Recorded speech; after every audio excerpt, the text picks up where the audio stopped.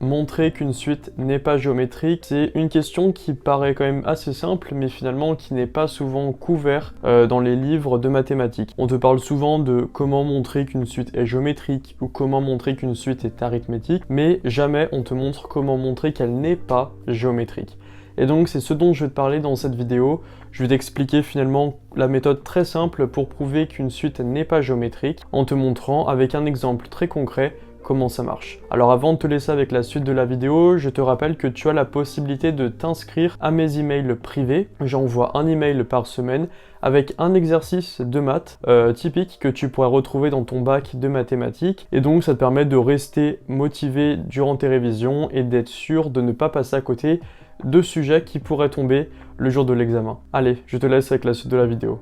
Alors comme je te l'ai dit, dans cette vidéo, je vais te montrer une astuce très simple pour montrer qu'une suite n'est pas géométrique. Tu vas voir qu'en fait, c'est beaucoup plus simple de montrer qu'une suite n'est pas, par exemple, n'est pas croissante, n'est pas géométrique, n'est pas arithmétique, plutôt que de montrer qu'elle est effectivement, par exemple, croissante ou décroissante. Alors comment on fait concrètement? D'abord, on va lire la question et ensuite, je te montre la petite astuce. Alors la question pour cette vidéo, c'est la suivante. Soit la suite UN définie par UN égale 2n moins 3n carré pour tout entier naturel n plus grand que 1, montrer que la suite UN n'est pas géométrique. Donc là, on nous donne la réponse, oui, elle n'est pas géométrique, mais du coup, à toi de le montrer. Alors que dans d'autres exercices, on pourra voir par exemple, vérifier est-ce que la suite UN est géométrique ou non. Donc on va voir plusieurs variantes. Là, en tout cas, on te dit, elle n'est pas géométrique, maintenant à toi de la montrer. Donc ça va être beaucoup plus facile. Alors comment on fait concrètement? Alors là, je t'ai mis en rouge une phrase qu'il faut dire par cœur. En fait, c'est un peu une notion de cours, mais c'est également une phrase que tu devrais mettre dans ta réponse au bac si tu veux avoir tous les points. Alors cette phrase, qu'est-ce qu'elle dit? On va la décortiquer ensemble. Pour montrer qu'une suite UN n'est pas géométrique, il suffit de calculer les 3 premiers termes de la suite, puis de montrer que U2 sur U1 est différent de U1 sur U0. Alors pourquoi c'est le cas? Alors, je te rappelle qu'une suite géométrique, ça correspond à un terme, par exemple UN, qui est égal du coup à U, alors on va dire UN plus 1, c'est égal à UN fois Q. Donc avec la raison, Q c'est la raison qui permet en fait de passer d'un terme au terme suivant. Donc ce qu'on voit, c'est qu'en fait, finalement, UN plus 1 sur UN, ça c'est égal à Q. Il suffit de passer de l'autre côté. Donc en fait, on a vraiment une notion d'équivalence entre les deux. Du coup, en fait, pour voir si une suite est géométrique ou non, il suffit de faire le terme suivant sur le terme actuel, on va dire, et ça doit être égal à un chiffre, et en fait, on va regarder si cette fraction est égale au même nombre lorsqu'on prend des termes suivants. Donc par exemple, UN plus 3 sur UN plus 2. Et le truc, c'est que si une suite est géométrique, la raison va être la même tout au long de la suite. Il n'y a pas de raison qu'elle change. Donc là, c'est pour ça qu'on voit en fait simplement si on fait U2 sur U1 et U1 sur U0, si on n'obtient pas le même nombre, alors du coup la suite n'est pas géométrique. Puisque du coup, ça voudrait dire qu'il y a une raison différente entre les deux. Alors, concrètement, comment on fait du coup dans cet exercice-là? Tout simplement, phrase en rouge, donc phrase à répéter par cœur, on calcule les 3 premiers termes de la suite UN qui commence par U1. Alors oui, effectivement, la suite ici, elle commence pas par U0, donc on ne peut pas faire U1 sur U0. Non, on a dit que dans la phrase de consigne, ça dit qu'elle commence par, pour tout entier naturel, n plus grand que 1, plus grand ou égal à 1.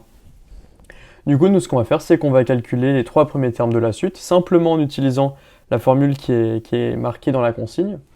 Donc on a nous U1, donc on le fait simplement en remplaçant n du coup par ici 1 et 1 ici. Attention au carré, on voit bien que le carré en fait il s'applique que sur le n, il ne s'applique pas à 3n, sinon on aurait eu des parenthèses. Donc là on voit 2 fois 1 moins 3 fois 1 carré, donc 2 moins 3 moins 1, etc. On fait ça pour U1, U2, U3, les 3 premiers termes de la suite. Et donc on voit qu'on obtient moins 1, moins 8 et moins 21. Donc là, on a fait la première étape, on a calculé le résultat de la suite pour les 3 premiers termes.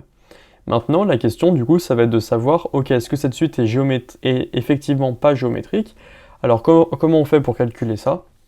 Et bien, du coup, on va calculer donc, les fameux rapports entre les termes en prenant toujours le terme d'après sur le terme d'avant. Et donc on a deux rapports, hein. On a U3 sur U2 et U2 sur U1. Si on n'obtient pas le même nombre, du coup la suite n'est pas géométrique. Par contre, si on obtient le même nombre, on ne peut pas conclure que la suite est géométrique. Là du coup il faut passer par des méthodes un peu plus avancées qui ne sont pas couvertes dans cette vidéo en tout cas.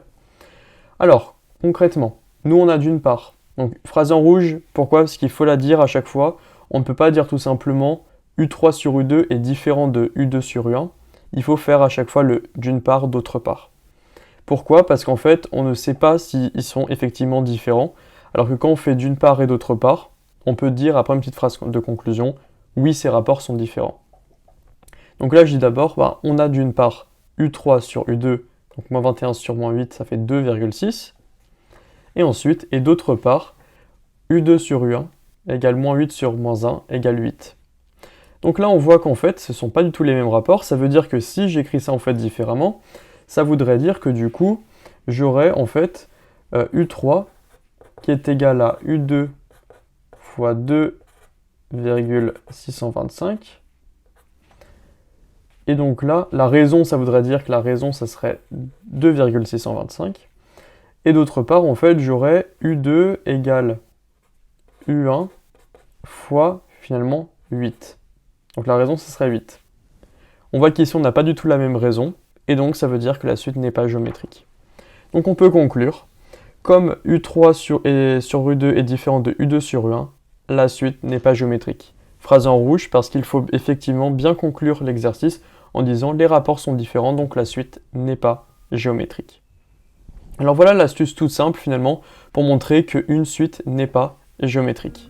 Voilà, maintenant tu connais l'astuce pour savoir si une suite est géométrique ou non. C'est une astuce très simple, tu vois, qui te prend quelques minutes et pourtant qui marche réellement bien. Donc je t'invite vraiment à l'utiliser. Si cette vidéo t'a plu, je t'invite à la liker, à mettre un petit commentaire et aussi à t'abonner à la chaîne pour ne pas rater d'autres vidéos comme celle-ci. Et je te le disais en début de vidéo, si tu veux avoir un maximum de chances de réussir ton bac de mathématiques, je t'invite à t'inscrire aux emails privés. J'envoie un email chaque semaine avec un exercice type que tu pourrais retrouver dans ton sujet de bac de mathématiques. Donc c'est un exercice qui pourra te permettre de rester motivé, d'être sûr de maîtriser tous les sujets qui pourront tomber le jour de l'examen. Voilà, donc ça, si tu veux t'inscrire, c'est le premier lien dans la description. Moi, je te dis à très vite dans tes mails ou dans une prochaine vidéo.